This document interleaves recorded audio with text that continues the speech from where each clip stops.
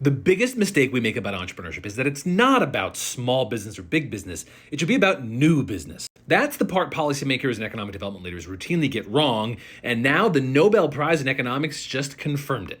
This year's winners, Joel Moker, Philip Aghion, and Peter Howitt, were honored for showing that innovation is what drives economic growth. Before you say duh, remember that they do the academic rigorous work that means we know this for sure. Not tax cuts, not subsidies, not protecting old jobs, not bringing one office from one city to another, not moving a manufacturing plant from one county to another part of the county. The creation of new ideas, commercializing them in new firms, in creating new industries. Their decades of research builds on the Schumpeterian concept of creative destruction. The idea that progress means new things replace old ones. This app replaces Netflix, kind of. Netflix replaces Blockbuster, kind of. Blockbuster kind of changed how movie theaters worked. Solar replaces coal, with new industries created to bridge the two. Every time that happens, it looks deeply chaotic up close. But zoomed out, a slow and steady progress takes place. Moker, this guy, focused his work on why did we suddenly create so much economic prosperity in the industrial age. For thousands of years, life changed very little.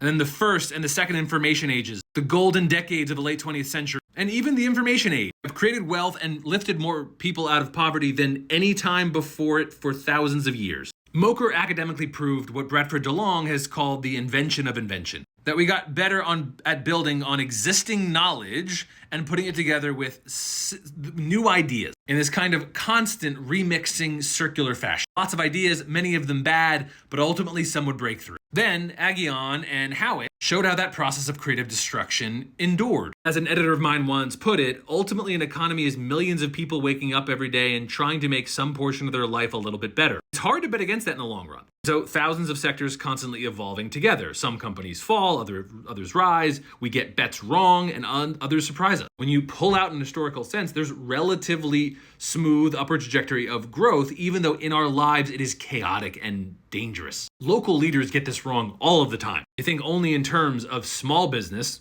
the mom and pop retail shop, or big business, those filling center city towers. They all have their place, but they're better seen as destinations, end states, after the most important thing took place. Entrepreneurs making bets. Most of them will not matter. Many will. And all of us benefit from the best of them. Decades of research have proved it. The Nobel Prize Committee just awarded it. So let's not make that mistake anymore.